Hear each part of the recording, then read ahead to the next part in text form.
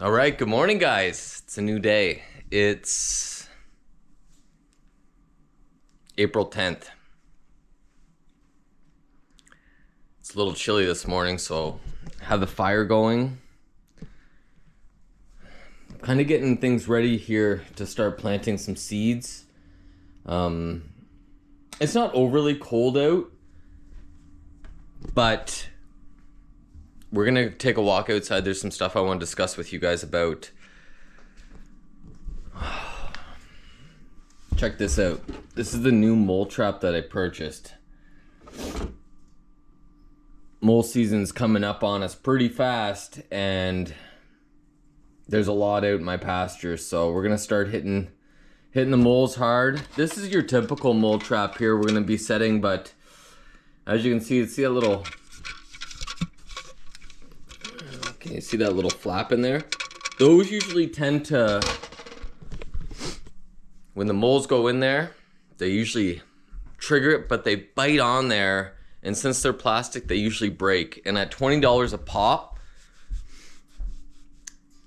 they, it's just like throwing 20 bucks right out the window. So I have a couple broken ones. I have about 6 of these ones right now. You ask yourself, why do you trap so many moles? Well, I feed lots of my animals the moles, the cats, and also Cash. Cash hasn't had he ate some last year. He ripped the traps right out of the ground, and I ended up finding those mole traps in the woods actually. But my last dog, Zeus, he loved eating moles. And about 2 moles a day. I don't need to buy dog food all year, like all summertime.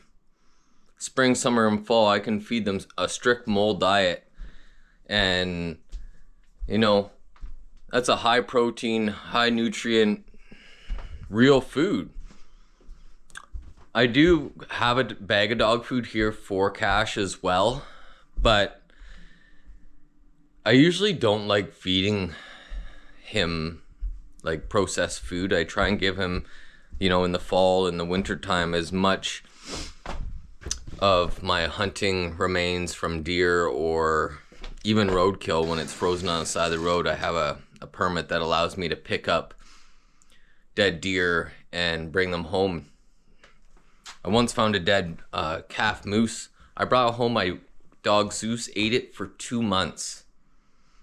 And you can tell that the health benefits from them eating real meat, organs, bones, the whole shebang. They're just 2 different dogs. It's kind of like how if we don't eat proper food, we don't have the energy levels. Our bodies just don't work the same. But let's go outside. I'm gonna. Hey Cash, hey buddy, hey kitty cats. Cats are pregnant. Yes, are you guys pregnant? Hey Gracie. Hey no name kitty. Gosh. So we've been hard at it, cleaning the whole area up.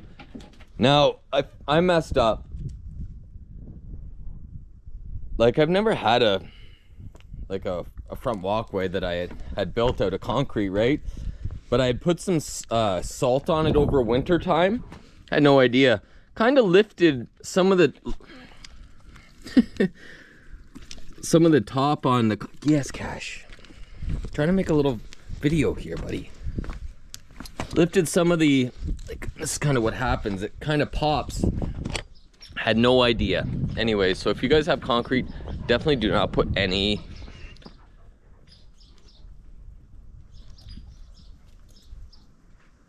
Woodpeckers are going nuts. Don't ever put salt on your walkway. So live and learn. It's not ruined. It actually has a kind of a nice textured look now. But with the cobblestone, I've been working very hard with, this is the remaining wood here that I have for the year, which I was pretty excited about. That means that 2 years now in a row I've cut enough wood that I don't need to go into the forest, so I tend to burn about 6 cubic cord of wood a year here in Saskatchewan, Canada. But we have it all cleaned up, guys. I've been working my hardest, raking, cleaning up the yard, getting... What do you got? You got doll face? Hello.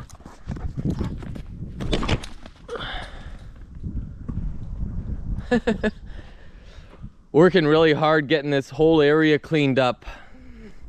The trout pond is thawing out pretty good, as you can tell. Still getting below zero at night here. Kind of see.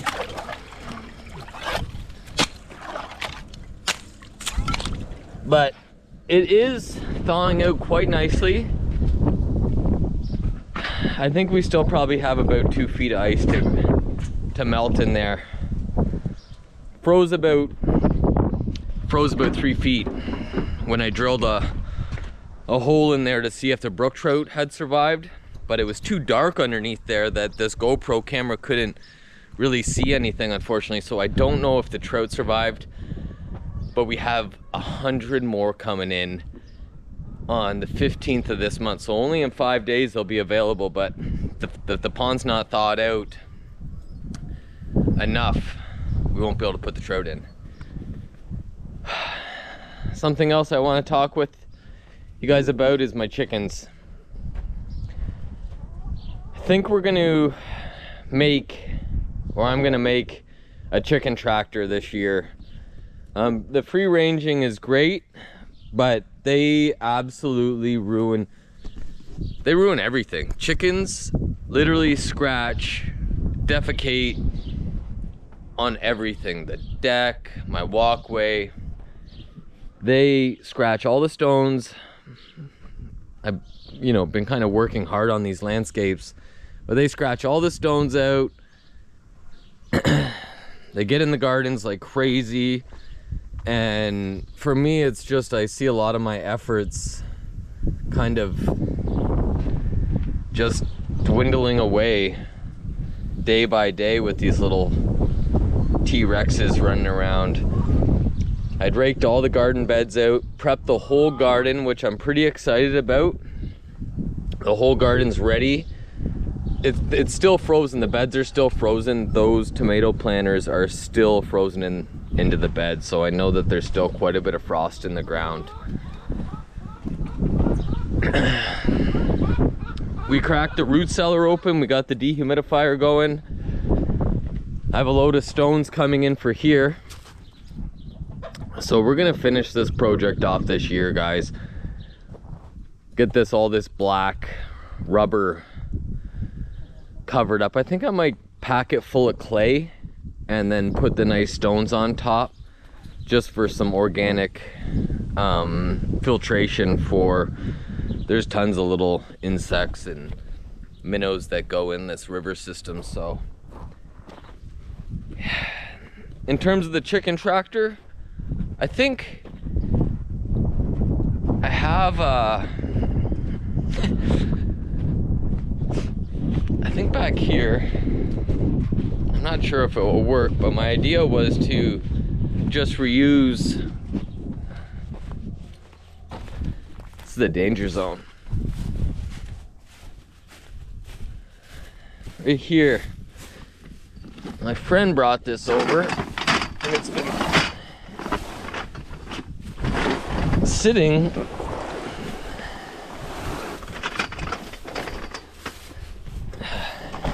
it's an old wall tent, or like a hunting shelter, from way back when, but it's just the frame. And I was thinking I'm gonna assemble this whole thing,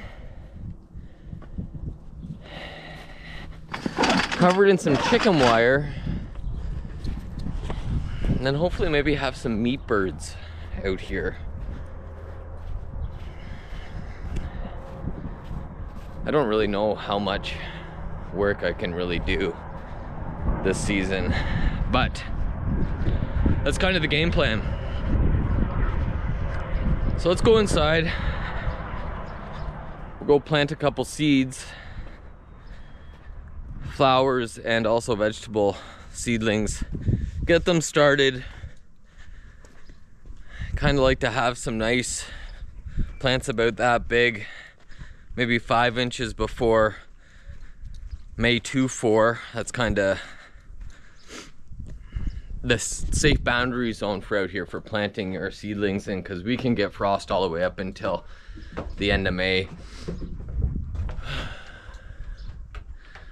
But yeah, yard's looking good. I'm really pumped up about it. It looks absolutely great for spring. I mean, got these trees all pruned down. They get out of control. This was a nice flower bed. On a side note, that the chickens completely ruined this year, last year, sorry. So, oh yeah, I hear you over there, Rusty. We're gonna lock these guys up. I'm no longer, once things start growing, I'm no longer letting them free range outside. It's just too much. Too much, and they just cause too much destruction when you can just let them freely go around. Do you guys let your chickens free range? And do you have like issues with your landscapes in terms of you know, them kind of ruining everything? I've been struggling with that. I usually like to put all the, gosh,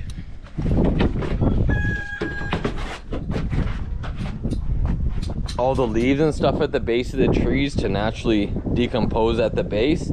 They just scratch everything right out. Any type of organized plan that you may have with chickens, I don't follow it at all. All right, so let's get in here. We're inside. Take the toque off, I guess. So we cover the moles. What else? Oh, guys, check this out. We went out walking in the woods, and, well, specifically looking for deer antlers. We found some massive sheds. Super excited about this deer. Check this out. This one is a stud of a buck. I'm so happy to see when these big mature bucks make it through winter. They shed their antlers, and I do enjoy hunting them, but I get more enjoyment now just going out and picking up their antlers in the either late winter or early spring. I do like eating deer, but I'd much rather see them make it through winter and pick their antlers up, because, you know, this upcoming year I could pick his antlers again. Some antlers that I pick year after year, sometimes you can have 5 years, 6 years worth of sheds off one buck. So you really get to see them develop as they grow up.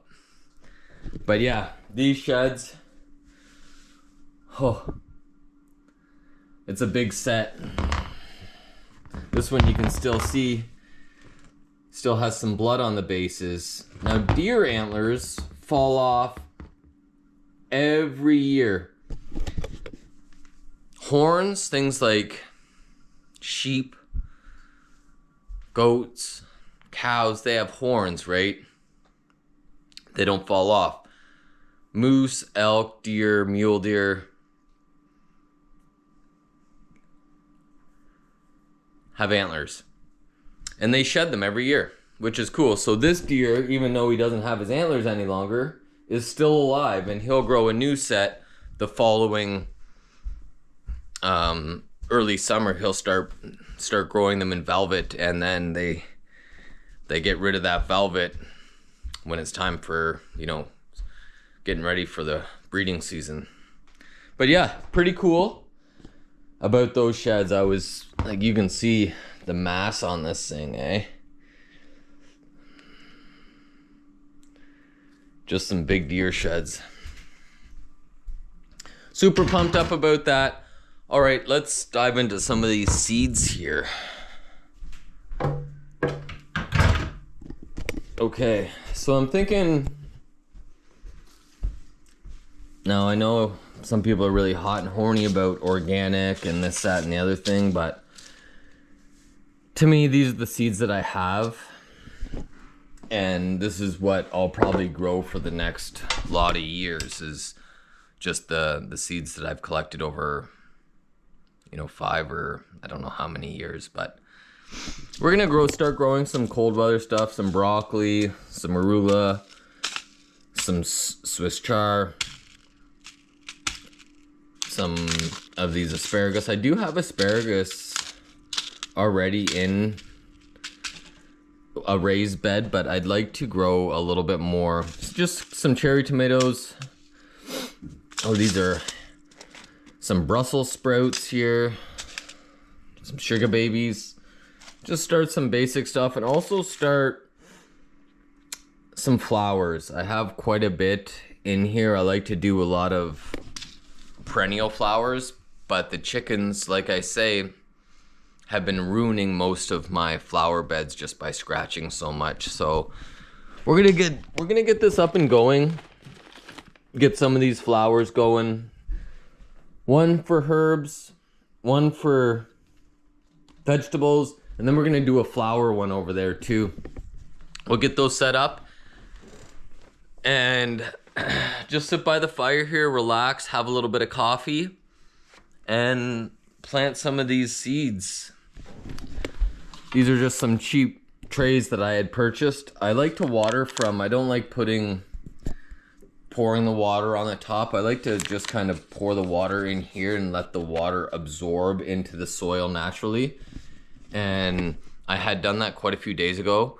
So now that the soil is nice and damp and warm, I know it's ready for the seeds to go in. So that's today's project. I might start on that chicken tractor project today.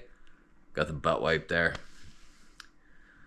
But we'll see. We'll see how much I can get done. I've been literally working all out with cleaning up the homestead, you know, doing some more YouTube, launching some more channels, but not channels, more episodes. But it's been a lot by myself. I haven't paid any attention to the kitchen for about 2 days, which is, you know, it's a lot. But as the days get longer, I get to do more work. The sun stays out longer, so I get pretty excited about that, and I really start working a lot better. As the sun is hitting my skin, I get a lot more energy. But anyways, hope everybody's having a great day. Peace out. Till the next one.